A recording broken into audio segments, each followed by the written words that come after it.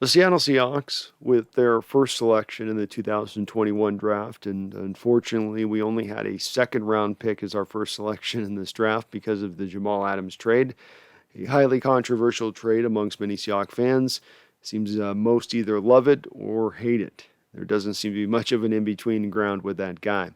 With that said, we're talking about the second round pick here. And Seattle went the controversial route once again, selecting D'wayne Eskridge out of South Dakota State, a very talented little jitterbug receiver. Again, some like, some hate. I think overall most plotted the pick. Me myself, I am having a yearly tradition on my live stream over at the Hawks Nest channel where I completely lose my shit when it comes to the first pick in the draft. I don't know why. I just always end up hating the selection. I usually end up rounding out liking the rest of the draft pretty well, but that first selection just really ends up chapping my hide. Much was the case again this year.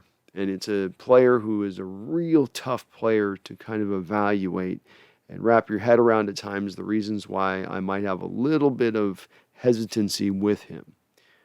Eskridge is a guy that's going to be 5'9".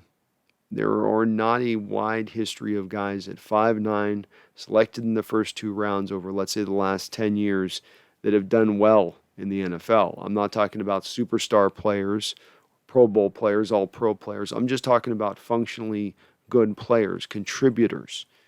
I went back through and looked at the data on this, and when you see it, it's kind of stark. Over that 10-year period, you have 4 receivers drafted who were 5'9" or under in those top 2 rounds. 4. 2 of those washed out. One of those was Brandon Cooks, who has had a very good career, though the concussion injuries history hangs over him. And the other guy is Hollywood Brown, who I think the jury is still a little bit out on. Certainly not a bust by any measure, but we're still trying to decide if in a draft that had the likes of A.J. Brown and D.K. Metcalf, if he is that kind of productive football player.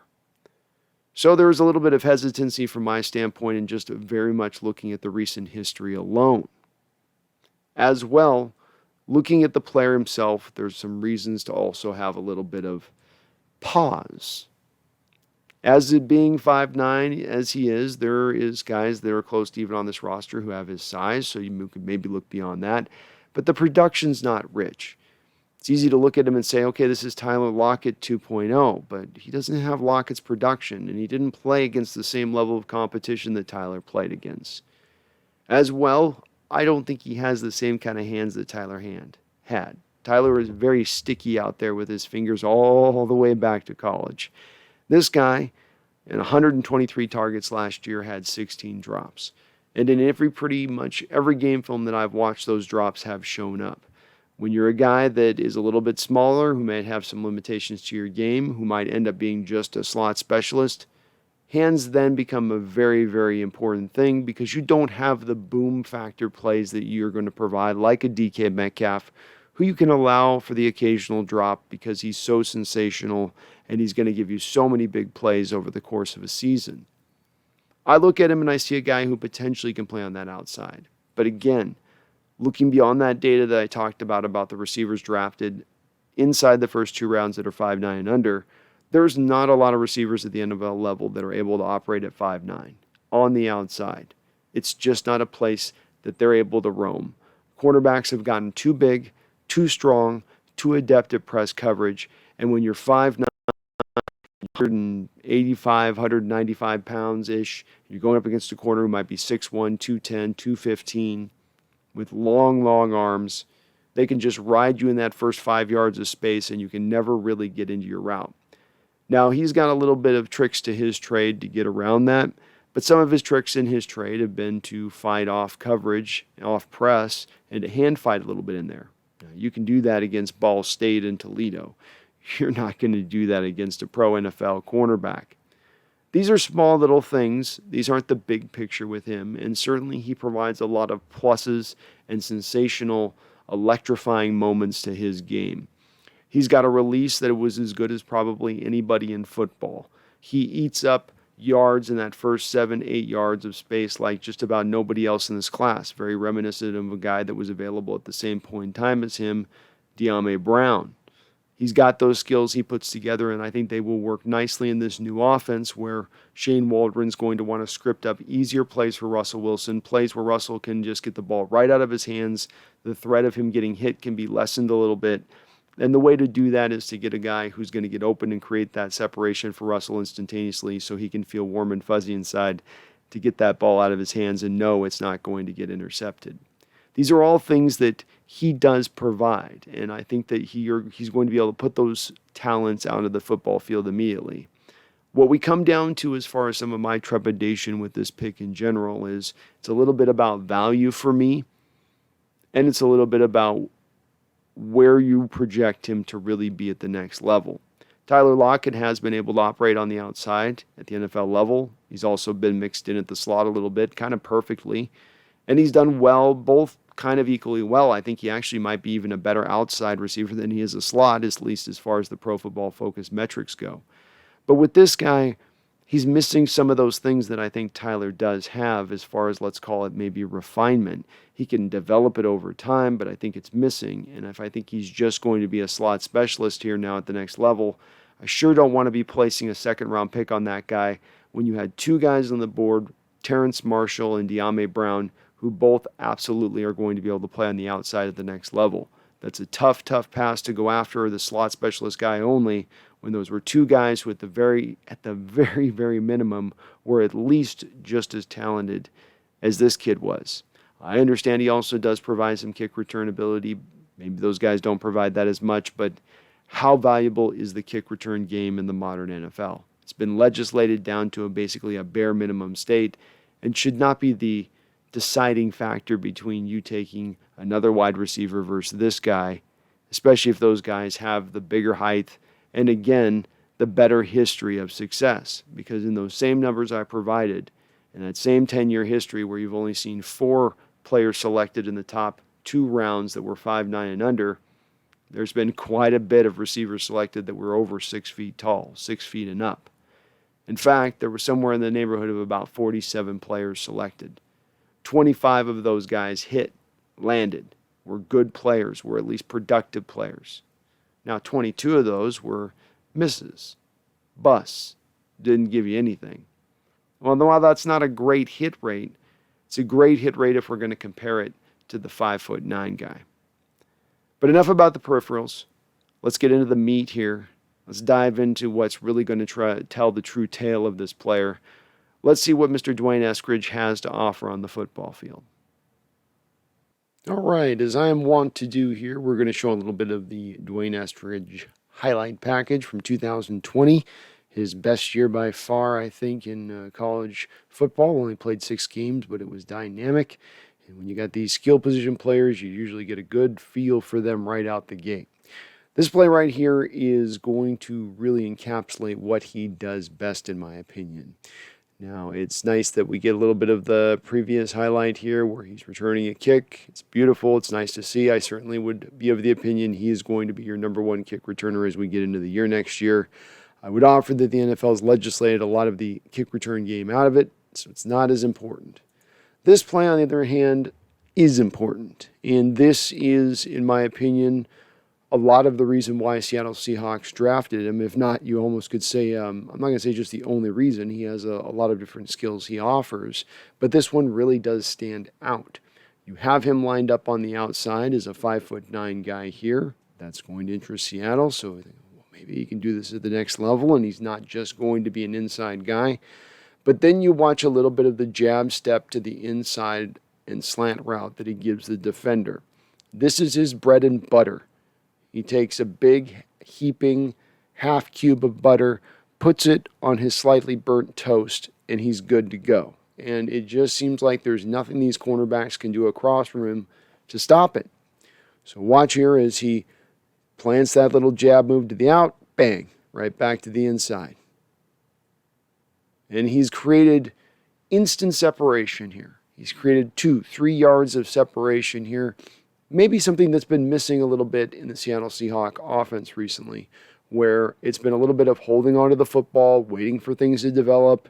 Okay, Russell wants to see things open. If you look at quarterbacks in the league who tend to want to have a wide receiver be most open before they're going to throw to him. They've actually got an advanced metric for this stat, and he tends to be one of the top guys up there. It's a way that he is able to also protect the football.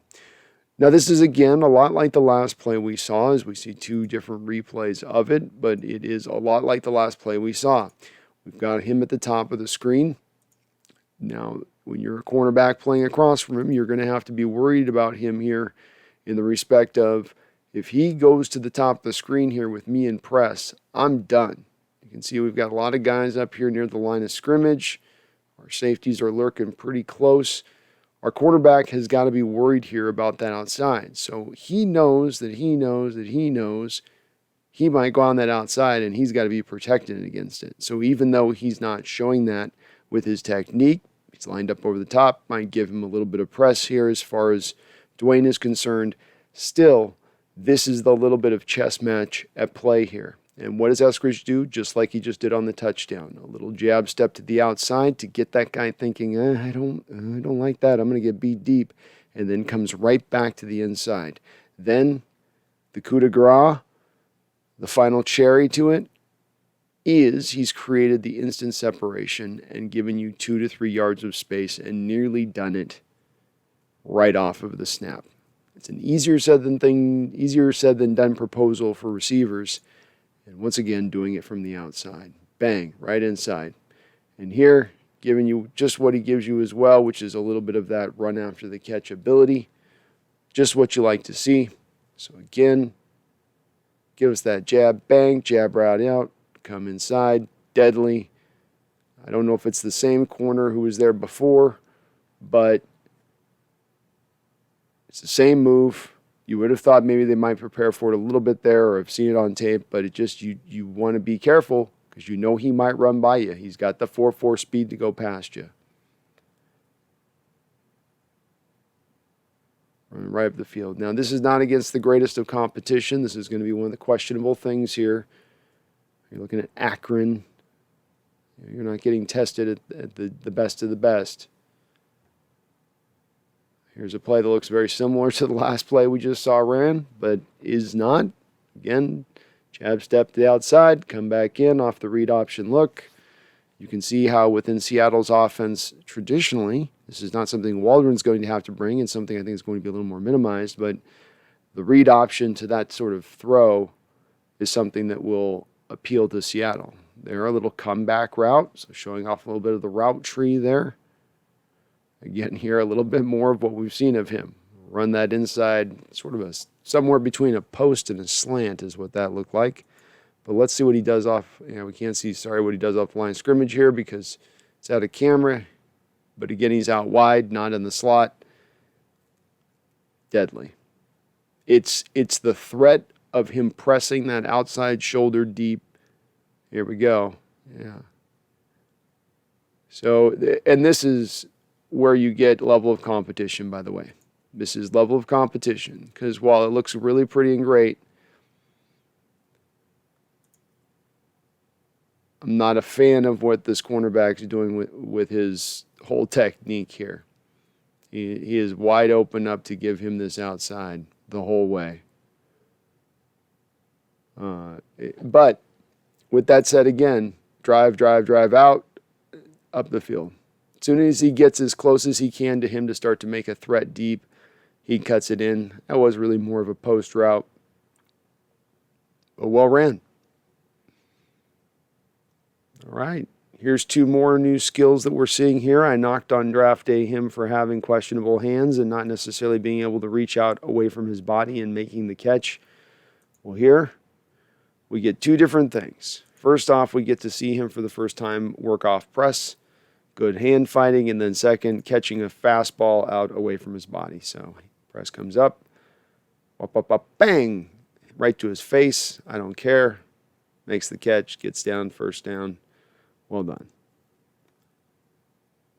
Hands nice up and away. I don't see a lot of this with him on the game film I watched. We will see that in a second. But with that said, when he does it, he might go 80 yards with it. Again, nice little catch there, out away from his body. Well done. Looks a little almost Tyler Lockett there-esque, right? Little Tyler Lockett-esque in that route. right up the field, and oof. There we go. So I'm saying he can't catch it out away from his body, but he just made 3 catches in a row out away from his body. So maybe I don't know what I'm talking about. Well done there. Great throw. Nice job. 35-inch vertical, I believe, on his pro day, so respectable. In cutting route there, wide open. Just pull this one back a little bit. This video kind of went weird.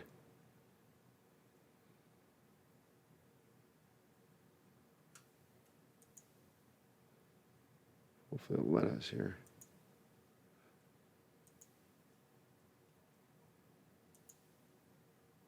So here again, the video's not going to let me play because I think it's just a bad recording on this one. When you play in the MAC conference, you don't get the best recording. But again, we can just see him off the snap once again inside the defender. He's already got separation here by a yard. Probably going to have more by the time the ball arrives. Yep. By the time the ball arrives, he's up to 3, almost, 2.5 yards, to the point the guy can't reach him with these long arms. Look at those long arms. Can't get to him. We've seen this now play out about 3 times on this film. It's wonderful to watch because when you see it as a skill that's this good, you know it's going to replicate on the NFL level. Can he dominate with it? Can he become a miniature Colston with it? Or, a miniature Michael Thomas with it? I don't know. But he certainly has it at the college level here, even with the lesser competition. And I feel like he will be able to continue to implement it to some degree at the NFL level. Here you got him showing off a little bit of the yak, getting upfield, fighting off press, fighting off physical coverage up the field. Catches the ball, looking to do something with it, not just looking to fall down. Even with like 3 defenders around him. Love it. This is just beautiful footwork off the jump. This is probably, in my opinion, his most impressive play here of the bunch that we've watched so far. The footwork here is what I really do love. I think when he gets physical on these cornerbacks at the line of scrimmage and starts to try to hand fight with them, he gets away with that with the lesser competition here in college. He will not at the NFL level. But when he utilizes that great footwork off the line of scrimmage, when he's kind of fully has bought into it from that standpoint of things like he does here, this is where I like it. So he's going to be at the top of the screen here. And then just watch the footwork. Watch the way he's got a guy in press, hands low. It's looking like that's going to be right up in your chest. How are you going to deal with that? And there's 2 ways to deal with it. One way is to, okay, I'll fight back at you. It's really more of a on the menu for a DK Metcalf type, right? We've seen him do that. But on these smaller guys, they're caught in more of a bind where they really mostly have to do with footwork, and usually really mostly have to do with footwork, if not all with footwork at the NFL level, especially if they're trying to operate outside. You get to kick inside if you're a slot guy. It's a little bit easier at that point because usually those guys have the benefit of maybe playing a little bit more off the line of scrimmage. They tend to play in, kind of going into the teeth of the zone a little bit, so they don't always have a guy off ball of them. Not the case, of course, when you're on the outside here. But again, just watch the smooth footwork here that he utilizes. Again, we've got 1, 2, 3. We got 7 guys. So the safeties are back here. Wouldn't be surprised. We've got probably a cover 2 type shell look pre-snap. And boop, boop. Got him. It's a real subtle thing, that little footwork that he does there, but it just totally clears the defender. And he has created, by the time he's now back to going from start to stop, you can see it right there, he's just already created the space. And again, catching the ball out away from his body, smoothly, quickly turning into a runner after the catch. These are great things to see. He'll be at the bottom of the screen here. Up the field, come back. I'm sorry, not the bottom of the screen. They actually put him in the slot there. But again, you see here what I just talked about in the slot. The slot, you go from being on the outside to having the guy on you, and then you get in the slot here, and more often than not, your defenders who are going to be dealing with you, the linebacker here, or the safety back here, they're going to be off ball. They're not going to be up in press looks. So you get that free release, which really allows you to get to utilize your quickness and speed. And at the next level, his floor is At the very least, being a very good slot player for this reason. Bink, bang, boom. Slot, stop, start. And then just, again, turning on the speed. Great job there. Great job. Obviously, his stop to start, I've mentioned, it's not that he's just a fast guy. It's not that he's just a quick guy. It's that he is quick and he is fast. Whew. He gets to his fifth gear quicker than anybody else, and only 25 really becomes a threat to go get him. And he pays the price there. 25 pays the price. You going to come get me? You come get me 25? I will harm you. You are now in pain for having dared try to tackle me. 85-yard catch and run. This one might even be better than that. The other play I said was better. He has back the ball, turns back around, gone. This is where I say he does have legit 4.4 speed. It looks like here a 4.3 speed type play, but this is where you've got to take your formula and bring into it that he's playing not a high-level college football team here. This isn't the Big Ten Conference. This isn't the SEC here or even the Pac-12. This is something much different. Feisty, doesn't die easy. It's nice to see. I like I don't die easy approach to things and how he does that. The problem I have with it a little bit, or the wonder I have with it a little bit, is when you're 5'9" in that way, you just can't have that physical type effect really on the game in that way. There's been very few guys at 5'9" in the receiving position who can pull that off, if any, frankly. We've seen some 5'9" guys who have been slight, who've had problems with injuries as well. Deshaun Jackson type. Brandon Cooks, obviously more of the concussion variety, but I think even a Hollywood Brown's had a few things that have dinged him up over time, including when he came out of college. But you can see here, he's got a gear on the football field.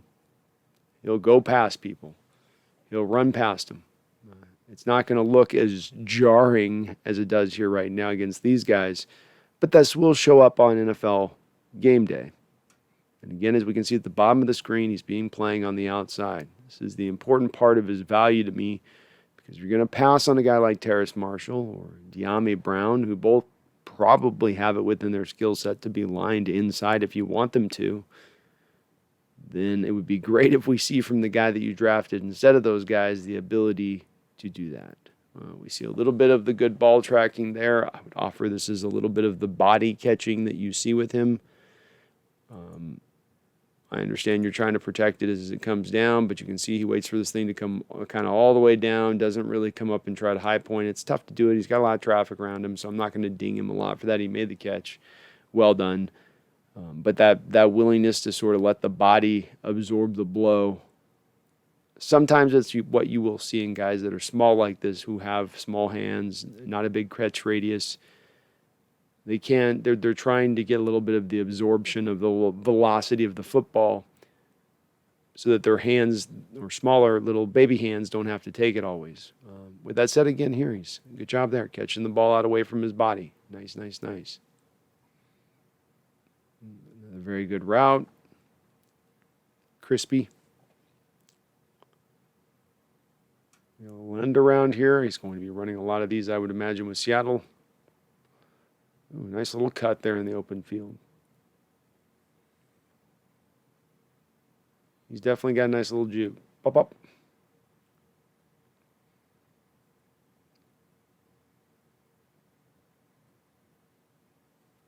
Eats up a lot of space there off the line of scrimmage. He's very reminiscent to me a little bit of a smaller version of D'Wayne Brown, a little bit in the way he does that kind of route. D'Wayne Brown only ran a couple of routes there with UNC, but he had that same sort of ability to just eat up a lot of space really quickly. And then that easy play is just sitting there ready to be had at sort of any point in time that you want in the game. You have a 3rd and 7, you need a first down. Corner's going to be way preoccupied with protecting deep. Just have him run a quick in-cutting route. It should be wide open there all day long. A little bubble screen. Again, just accelerating away from people. Nearly broke that one at the end. Very good speed. Very good speed. Next level speed against Ball State. And nothing for any of you Ball State graduates out there, but I think you do have to put this into the evaluation. People will say, well, he went out and dominated in the Senior Bowl. I take a little bit of a grain of salt with that on those receivers. I think you can watch that, and we will put that here on his tape in a second. Some of those reps he had. You got to remember, he had all the field to work with in those drills. It's really receiver-driven for them to be successful there where the cornerback's put out on not just an island. He's the only defender on the field and just has to basically cover the receiver all over the field. The receiver can run whatever route he wants to run, take as much time basically as he wants to take. It's just not always in his benefit. All right, let's go on over here and check out a little bit of his game film. All right, before we went to some of these game footage I want to do, let's do the one-on-ones I was talking about from the Senior Bowl, because this is what everybody's going to reference and say, he dominated the competition in the Senior Bowl. This is the reason you should draft him. I think you should give a little bit of weight to the Senior Bowl. It's a good opportunity to see those guys consistently up against guys who are going to be playing at the NFL level, or at least NFL level talent. I'm not denying that. The issue I have with it is that it can sometimes bamboozle you. The Seahawks got bamboozled in just this way a couple of years ago with L.J. Collier, because when you went and looked at his tape, it was rough. He was not a technician. He was not a guy with a lot of bend. He was not a lot of guy with a lot of a lot of get off. Very limited, frankly. And yet Seattle sort of reached to pick him. Seattle did reach to pick him, not sort of. And when they referenced as to a main big reason that they made that selection, they pointed to his 90% win rate at the Senior Bowl, which was through the roof. Well, I would offer that that's something that led them a little astray. Should they have given it weight? Yes. Should you have given it basically all the weight? No. So let's watch a little of this, and you can see a little bit of what I was talking about. You have Mr. Quarterback in the red blouse. And then you've got Mr. Eskridge right there, and you have this cornerback going, "Dear God, please just don't embarrass me. Just make me at least look like I'm holding on for dear life."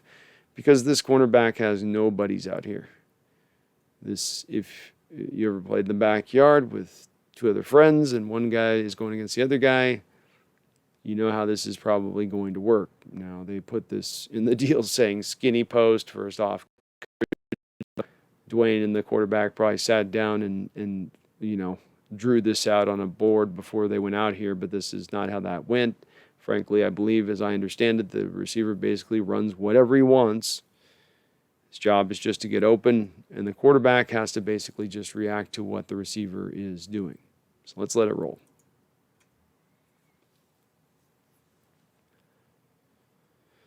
So as this guy's pointing out, he immediately eats up cushion. This is, of course, his big thing. Gets the defender to commit, then cuts back over the top of him. This is really going to be a drill with his skill set that is going to brutalize defenders in general. It's not asking him to read a zone. It's, again, just basically letting him run wild and free. Again, that great release. Nice job getting the hands off him. Just very good with his hands. I wonder if he can hold up with his strength on it, but very good with his hands. And he shows off that great footwork there as well.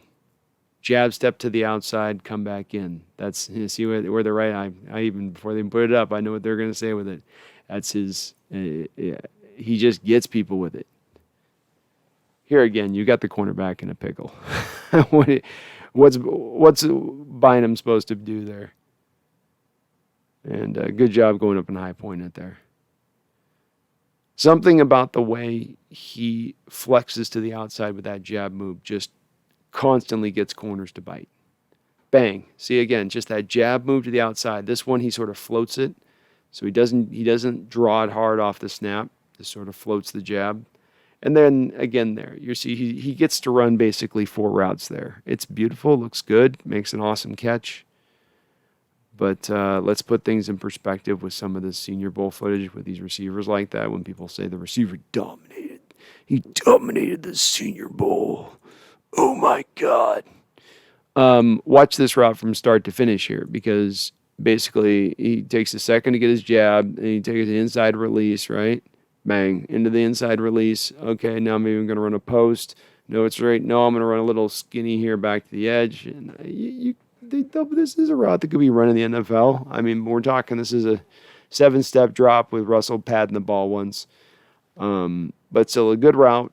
It's more what I would concentrate on here, on what you're going to be happy with at the NFL level, and what you'll see at the NFL level, which will be nice, which is this release. He's going to get off the line of scrimmage. He gets off the line of scrimmage clean. I like this play, because here you got a play where a guy's getting really physical with him, but he's still fighting through it. A lot of competitiveness to this guy's game. You see here, it's kind of, he got held there. Official would probably throw a flag on that, but that didn't slow him down. Good Senior Bowl film, but let's not get too blown away by what he's doing out here. Okay, so as promised here, we're going to watch a little bit of Eskridge's game film here. This is against the Toledo defense in 2020.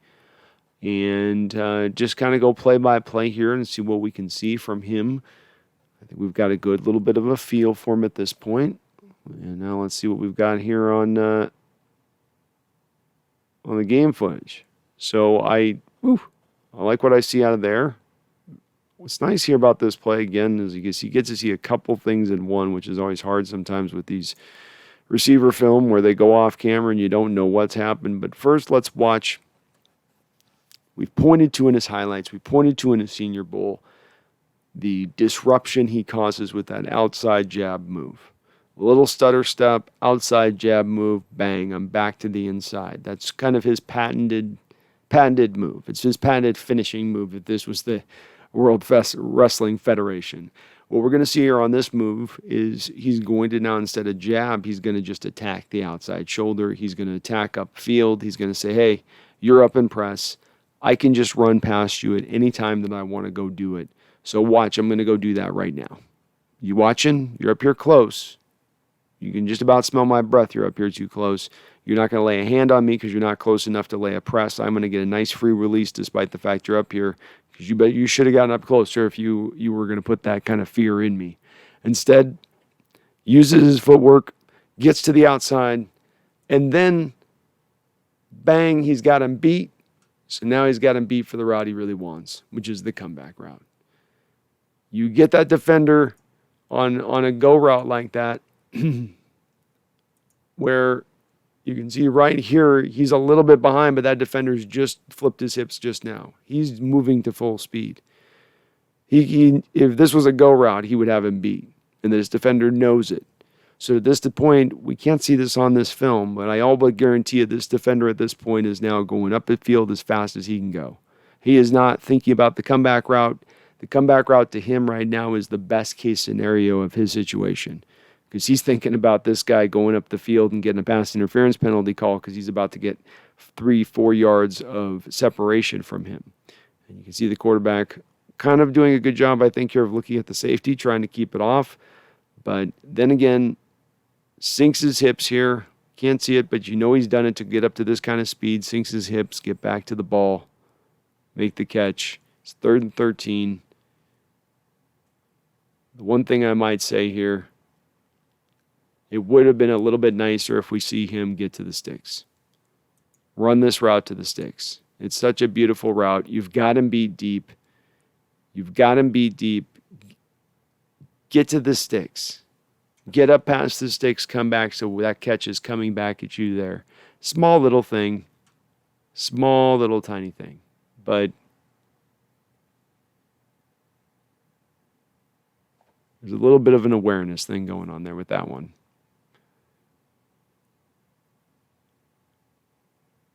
He just had him beat so well on that particular play that you would just love to see. Right now we're just seeing him run a little bit of run action here, and he's just running a route to kind of confuse his defender, so nothing fancy schmancy about that. Up top, it's kind of a weird little route again. Just they're doing a lot of runs here, so we got him right here. Again on that comeback route, he's definitely got the corner in this game. Really worried about his speed. There's no doubt about it. So it's not going to be on this play to number 2, who's not our guy. But the very next play, you can see much of the same kind of thing here. Comes right back on that comeback route. He just has that guy cleared off by easily 3 or 4 yards on the play. Just he can kind of go to this at any point in time. And I'll tell you what, this is the one place where he really does stand out to me when you're talking about making a comparison between him and a guy like Tyler Lockett. Because this was a place that my chat on the live stream on draft day was pointing to, that there were similar metrics to Lockett coming out, kick returner, a guy with an ability to play on the outside despite his small stature, good route runner, etc. And I pointed to the fact that I thought that Lockett was a little bit better of a route runner coming out, had a little bit better hands, just a more refined guy coming out. And that's despite the fact that this guy's coming out older, I think, than Lockett was at 24 years old, and Lockett was in a much tougher conference. But that one little comeback route that he does off of using his speed is very much Lockett-esque, where he's sinking his hips so fluidly that the defender cannot really read when he's running a comeback route. It looks like go, go, go. It looks just like a go route every step of the way, and then just suddenly he's stopped, hips are flipped back around, and as long as the quarterback's got the ball out on time, it should be an easy completion. That route and his jab step to the inside off of a slant are 2 plays that you should be able to, in combination, run 3-4 times a game, and again give Russell Wilson those easy kind of completions that we're looking for him to get within this new Shane Waldron offense. I like that he offers that right out of the gate. This is part of why, despite the fact that I've got some trepidation with him, I do still believe that he can add value immediately and that he has some floor in that production in what he can add. Here we're seeing Western Michigan, despite the fact they're down by 10 points, are going really, really run heavy. We haven't seen our guy really utilized here in about 10 or 11 plays in a row or so. Not very smart of Western Michigan to be ignoring their pro talent when they are losing a football game, but then he is getting sacked, so maybe that's why they're not doing as much. Here we get him blocking a little bit.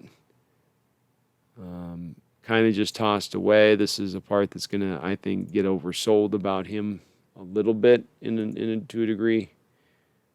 See him up here, holds on a little bit, but then the guy just kind of, winds back around him. It's a good attempt by our guy here. He comes up, and then, Let's watch it a little bit here where the tape doesn't mess up. So comes out and down. Good job of getting in there on the hat, around, but then it's a little bit of a hold there at the end. Because he gets the job done. I should shut up. He gets the job done. If he gets the job done, you got to call it a day on that.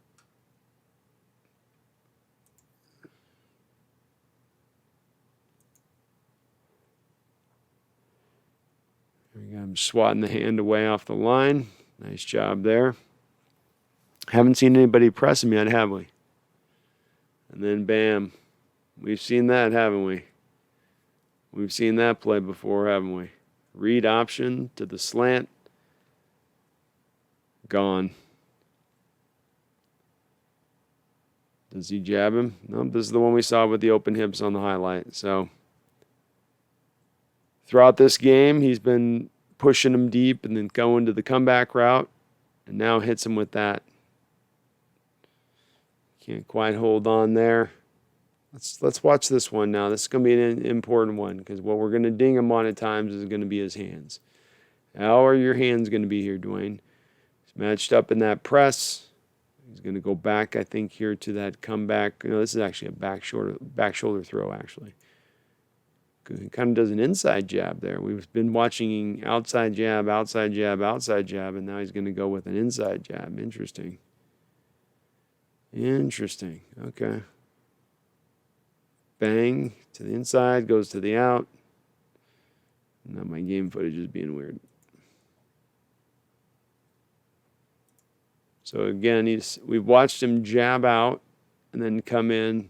Now he jabs in to go out and get a little bit of more of an ability to get this guy to give him some room to the outside so he can push and go up the field.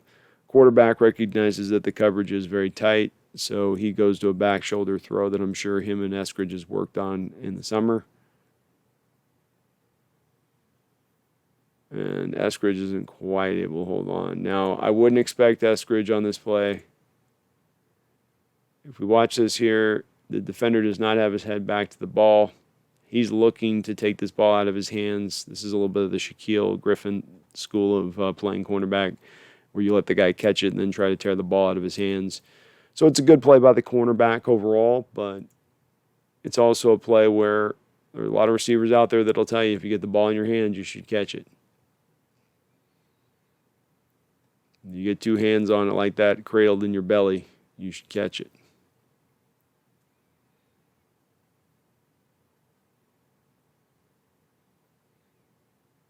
Boy, what happened there? I think the footage cut. Oof. Is that our guy on that play? Looked like that was our guy, didn't it? No, I think it's number 11.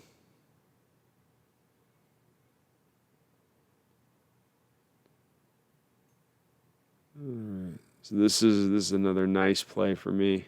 This is another representation to me of what worries me. This is what would worry me. He comes off the line of scrimmage here.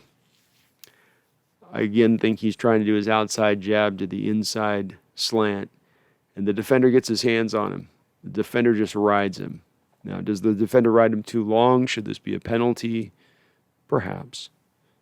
But he's not able to get through the contact. It pretty much stymies him. And he does great throughout the footage I've seen overall with this. We don't see him pressed very often. Indeed, we're now 11:38 into the fourth quarter of this particular game, and I don't think anybody has successfully pressed him yet. So it's not an issue or problem from him in college, but again, not an issue or problem from him in college playing against the likes of Toledo. But watch again here. Gets really hung up here at the line of scrimmage, and it just throws him off. Can't get his head back around for the ball. Is it holding? Yes, hands are on the outside. It's probably a little bit past the five-yard area of things. No doubt about it. No doubt about it here. But again, I think at the next level, a 6-foot cornerback, a bigger guy is just going to be mauling him like this up the field, and I don't know if he's going to be able to get through that playing on the outside. This could be the factor that limits him to playing on the outside versus playing over here. So we see the slot here. Guy's giving him space off the ball. See the other guy on the outside, he's got a guy up in his face. And again, if we're talking about D'Wayne playing in the inside, then we're talking about a different value of player at that point. And I don't think the selection was made. I don't think the selection was made for him to be playing in the slot. Little run. Eskridge out in front blocking. It's good to see. Get your hat in there, D'Wayne. Get your hat in there, D'Wayne. Come on now. What you got? No, look at 20. 20's turned his back. He don't want none of that smoke. You don't want any of that smoke. Look at him in there. Get your hat in there. Get your hat in there. Come off the line. I don't think he knew what to do with himself here, did he? Look at this. He finally gets a free release without a guy in his face. 10 yards off coverage, and he doesn't know what to do with that. He's like, huh? I'll just kind of run and turn around. It was running plays. That was the whole point. He knew it wasn't a threat to throw there, but come on, QB, put it on him. Put it on him. Yeah.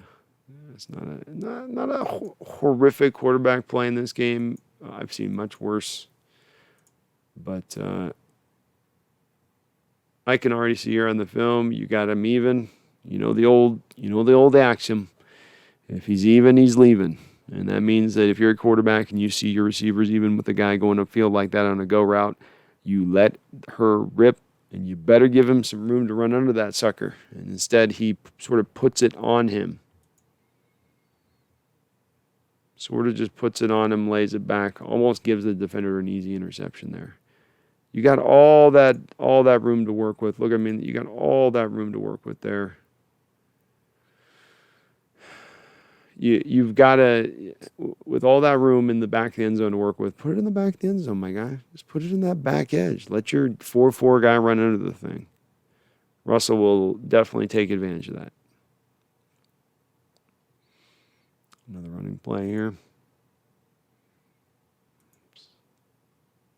So we're 9:50 here. They're down by 10 points. They basically have to keep throwing the ball here. They're still running a little bit for whatever reason. I think they just feel like they got time. There we go. Nice job. Fights off again. Jab step to the outside. Go in. Slant route. That's his money route. I've said it over and over here as we watch these highlights, but this is going to be what you see him able to bring to the next level with Russell Wilson.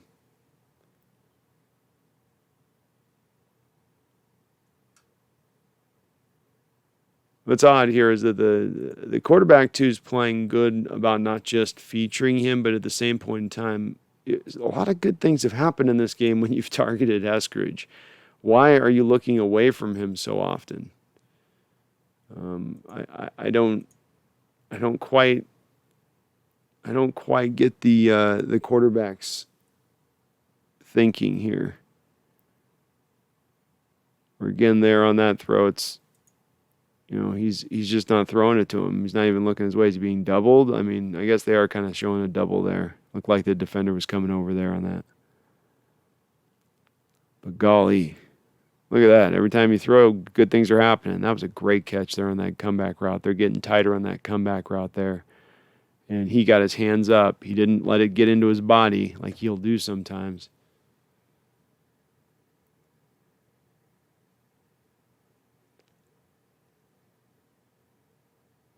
Just eating up space.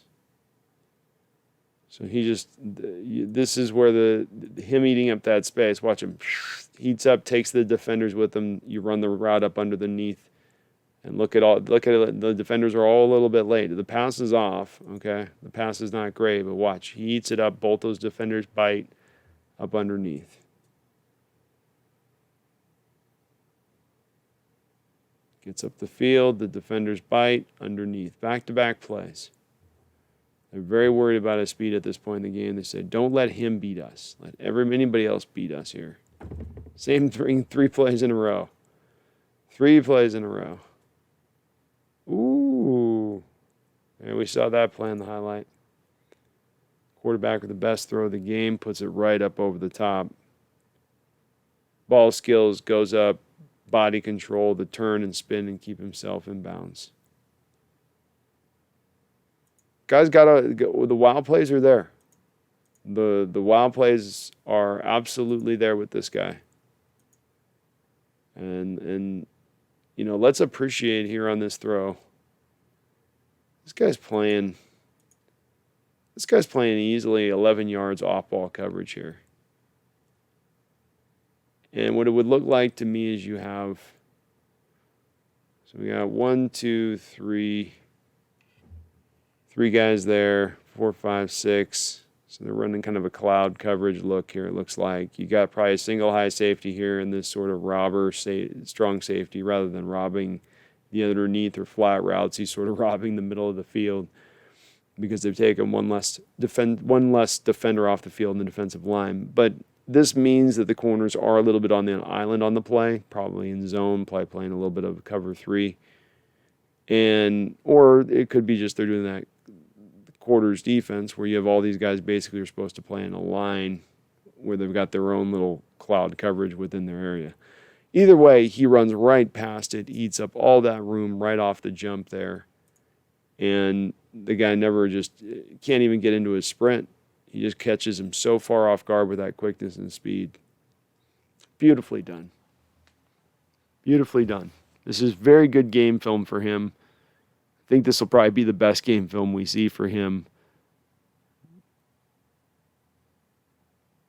That must have been just a one-read play there because he didn't even try to get off. Again there on that play a little bit, just getting slowed down a bit. Oh, he's getting feisty out there. Okay. Getting a little feisty.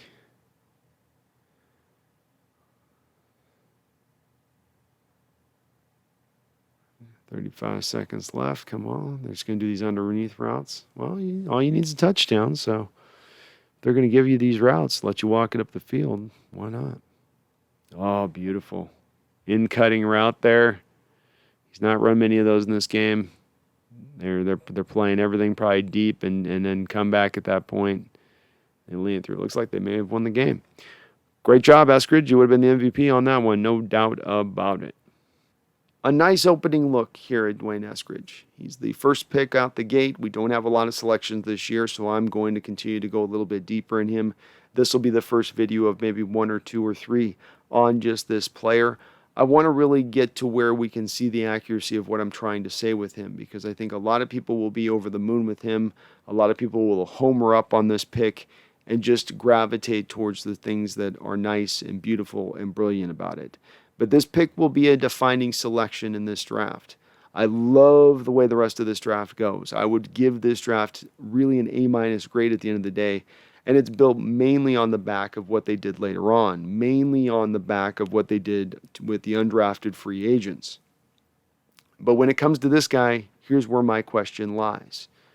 Because as you go into next season with your Seahawks team, you're going to have a quarterback in Russell Wilson who's going to adopt a new scheme here, his third scheme of his career offensively. And he's pointed out recently to begin getting hit too much. That is part of the reason why he's a little disgruntled. He'd love to open it up and cook more. That certainly is part of what's on his bone to pick. But also, he doesn't want to be hit as much. He's on pace to be sacked more than any quarterback in NFL history if he were to play, let's say, another 6-7 years. So if you want to go to fix that, you would think Seattle would have gone further into drafting maybe offensive linemen in this draft. And where they sat was a couple of really good offensive linemen who could have helped this team out. I myself was, of course, enthralled with the process of getting Creed Humphrey, and he was selected a couple picks afterwards by Kansas City, who at times to me starts to look like a really smart organization in the moves that they're making. Seattle passed on that offensive lineman there. They went back, got Stone Forsythe later on to get this receiver. But again, this is where some of my issues with the pick come into play, where you look at the other receivers that are available on the board, you look at the other linemen that are available on the board, and you just can't help but wonder if maybe Seattle didn't play this right from a value standpoint. You could have maybe got the lineman there and then gotten maybe not an equivalent wide receiver as far as talent down the line, but a similar wide receiver, a receiver that was going to give you similar production to what Eskridge could give you on the football field, especially if we're going to put it through the consideration that Eskridge might just be just a slot specialist type guy only at the next level. If we think of it through that lens, then absolutely you would think you would be able to get that through a little bit later. Seattle decided not to, but that doesn't speak to the fact that this guy isn't talented. That doesn't speak to the fact that this guy doesn't have some upside. If he can tap into his talents of being able to really still utilize that at-will ability to get off the line of scrimmage, if that speed can truly show up here at the next level, then he can be a guy that plays on the outside. I don't see a huge history of it recently, which is going to give me pessimism, but it doesn't mean that he can't. And we have to acknowledge the fact that when the Seattle Seahawks have decided to trade up into the second round throughout this last 10-year history with John Schneider and Coach Carroll, when they've decided to pick a guy in the second round as a wide receiver in this 10-year history, they have landed every single time. It's not always been a home run, but it's usually been at least a solid double.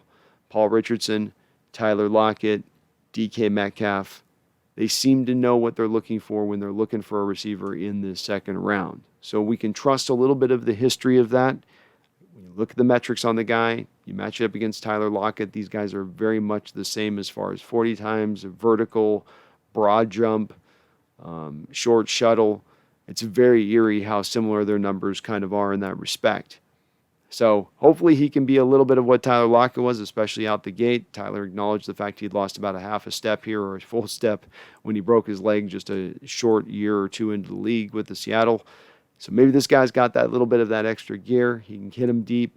Be interesting to see how it's going to work with Russell, who's been more of a guy looking deeper down the field, whereas this guy's skill set's going to be more quicker, sharper, faster, hit me and let me go type player. I'm very excited by this guy's potential. Overall, I'm happy with the fact you're going to get a guy who's going to give you production next year, so you can't hate that. It's a little bit of a worry as far as the value, a little bit of a worry as far as the upside. But again, you never know.